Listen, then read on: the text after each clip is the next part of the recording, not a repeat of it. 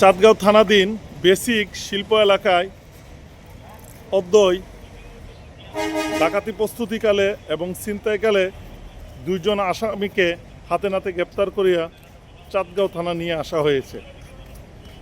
আরও সঙ্গীয় অন্যান্য আসামিদেরকে গ্রেপ্তারের চেষ্টা অব্যাহত আছে।